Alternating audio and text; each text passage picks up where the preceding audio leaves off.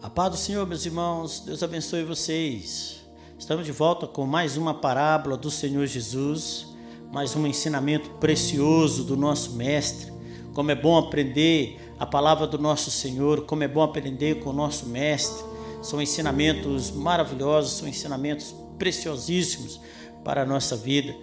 E nós estamos falando das parábolas do capítulo 13 do Evangelho de Mateus. Hoje nós vamos falar na sétima parábola, que é a parábola dos peixes bons e ruins. Está no capítulo 13 de Mateus, do versículo 47 ao versículo 50. E a palavra do Senhor Jesus diz assim: o reino dos céus é ainda semelhante a uma rede que, lançada ao mar, recolhe peixes de toda espécie. E quando já está cheia, os pescadores arrastam-na para a praia. E assentados escolhem os bons para os cestos, e os ruins deitam fora. Assim será na consumação do século. Sairão os anjos e separarão os maus dentre os justos, e os lançarão na fornalha acesa. Ali haverá choro e ranger de dentes. Amém. Meus queridos, essa parábola ela forma um par com a parábola do trigo e do joio. Ambas elas mostram o bem e o mal lado a lado, mas em seguida eles são separados. Nas duas parábolas, Jesus diz que na consumação dos séculos, os anjos vão separar os justos dos ímpios, e os ímpios serão lançados no fogo eterno, onde haverá pranto e ranger de dentes. As duas parábolas ensinam que o tempo da separação já foi estabelecido por Deus. Assim, os justos podem se regozijar, tendo em vista o futuro glorioso que lhe está reservado, e os ímpios são avisados a respeito do castigo terrível que lhes está preparado, se não se arrependerem. Tá? Os elementos dessa parábola são a rede, o mar, os pescadores, os peixes e os anjos. Vamos começar falando da rede.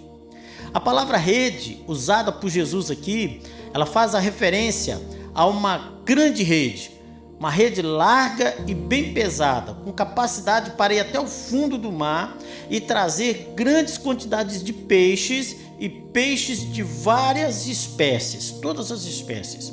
Essa rede representa a proclamação do Evangelho de Jesus.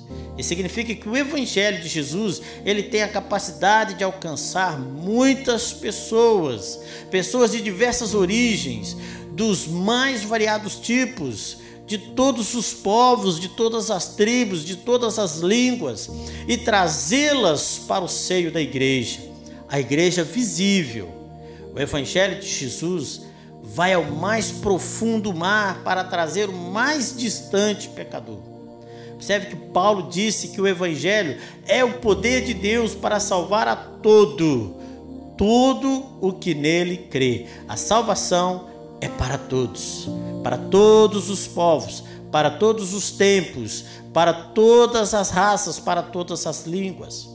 E a rede do Evangelho deve ser lançada ao mar, indiferente dos tipos de peixes que lá possam estar, indiferente dos tipos de peixes que a rede possa alcançar, sem critérios de tamanho ou de tipos de peixe. A rede deve ser lançada ao mar, sem olhar para o tipo de peixe que vai ser apanhado. Segundo elemento aqui da parábola é o mar. Em outras parábolas já falamos sobre isso, o mar que representa as nações, os mais variados povos, as mais variadas línguas, as mais variadas nações. Tá? Isso significa que Deus deseja salvar pessoas de todas as nações, sem distinção. Jesus morreu por todos, ele não tem preferência, não há prioridades. A prioridade é salvar a todos. Deus ama a todos de igual forma, da mesma maneira. A Bíblia diz que Deus amou o mundo de tal maneira, e quando diz o mundo, está falando de todas as pessoas, de toda a humanidade. Ele os amou de tal forma, de tal maneira. Amou todos de igual forma. Tá? A ordem de Jesus é para sermos testemunhas até os confins da terra. Observem que Jesus não está fazendo distinção, é para ir a todos os cantos da terra, para salvar todas as pessoas, de todos os povos e de todas as nações. Vamos falar sobre os pescadores agora. Lembramos que Jesus disse aos seus discípulos: eu vos farei pescadores de homens. Na parábola anterior, Cristo é o comerciante que comprou para si a pérola de grande valor.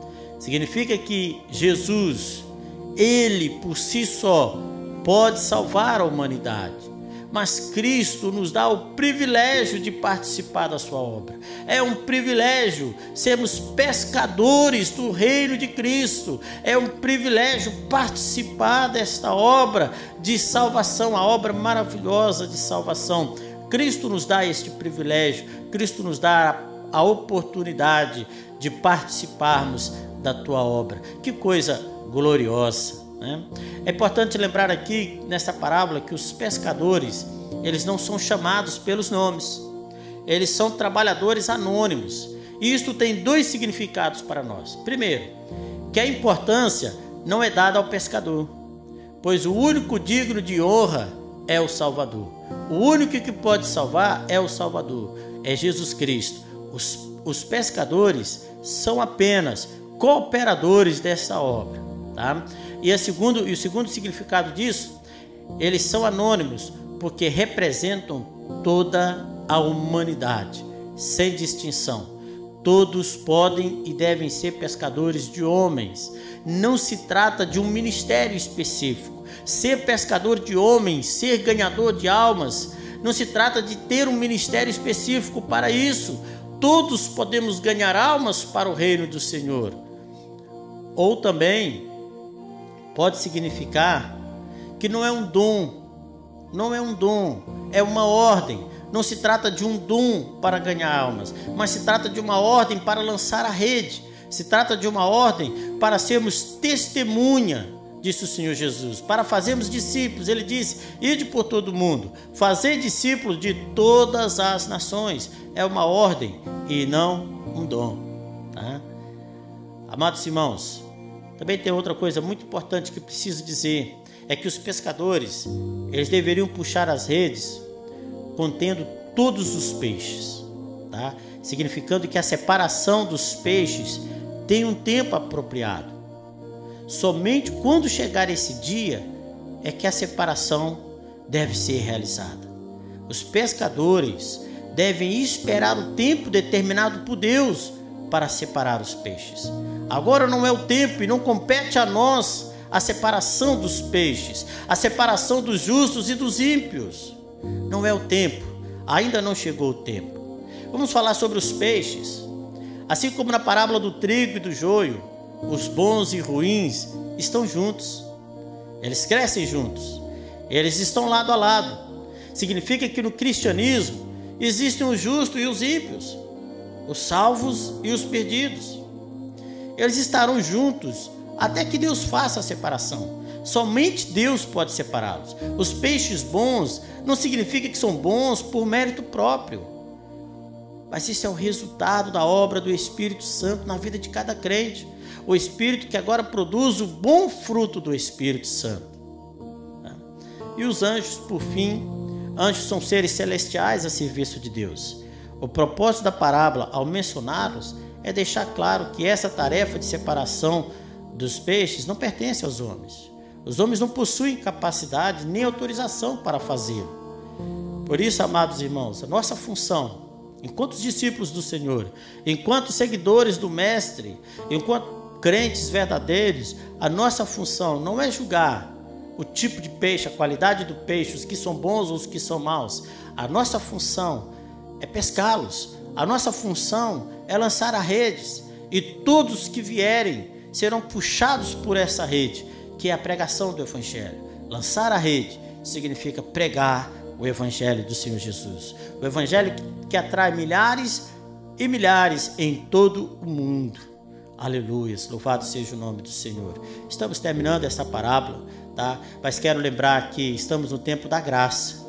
A rede já foi lançada. Podemos escolher que tipo de peixes queremos ser também.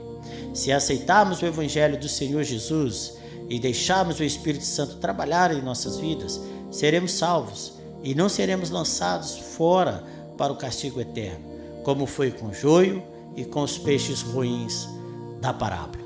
Então, meus amados irmãos, o convite é para sermos separados para o cesto, como o trigo foi separado para o celeiro do Senhor. Nós seremos separados para o lugar que o Senhor foi preparar para nós. Enquanto os ímpios que rejeitarem a mensagem do Senhor Jesus, os ímpios que rejeitam a pregação do Evangelho, eles não poderão ser salvos. Eles serão lançados para o castigo eterno, para a fornalha ardente. O castigo preparado para aqueles que rejeitam a mensagem do Senhor Jesus. E hoje é o tempo de salvação. Este é o tempo da graça. Este é o tempo de salvação. Haverá um dia, e chegará esse dia, que será o dia do julgamento. Por enquanto, é tempo de todos recebermos o Evangelho do Senhor e aceitarmos Cristo Jesus como nosso Salvador, através do arrependimento dos pecados e o perdão dos nossos pecados. Nós podemos possuir a salvação, a herança eterna de Jesus Cristo para os seus filhos. Aleluia, louvado seja o nome do Senhor. Vamos orar. Querido Deus e Pai, é bom sabermos, Senhor, que fomos salvos, não pelos nossos méritos, não pela nossa justiça ou pela nossa bondade, mas fomos salvos, ó Deus, pela graça do Senhor Jesus, pelo amor de Deus o Pai por nós. Nós fomos alcançados, fomos salvos. E agora, Senhor, nós aguardamos o dia em que o Senhor virá buscar a sua igreja. Aguardamos o dia em que nós seremos separados para morar com o Senhor, na eternidade com Cristo, a herança preparada para os salvos. Eu oro, Senhor, por todos aqueles que estão me ouvindo nesta hora, para que o Senhor os alcance com sua graça, com seu perdão, para que eles também sejam salvos, para que todos tenham seus nomes escritos no livro da vida. Alcança o Senhor, perdoa, ó Deus querido, em nome de Jesus. É a minha oração, agradecido, Pai, por tudo, em nome de Jesus. Amém e amém. Muito obrigado, meus irmãos, por ouvirem, por acompanharem até aqui. Já sabem, semana que vem nós temos uma nova parábola. Se você gostou desse áudio, coloque aí um gosto e partilhe com alguém que precisa ouvir a palavra do Senhor. Vamos lançar as redes como o Senhor Jesus ensinou. Partilhe esta mensagem. Muito obrigado, que Deus abençoe vocês em nome de Jesus.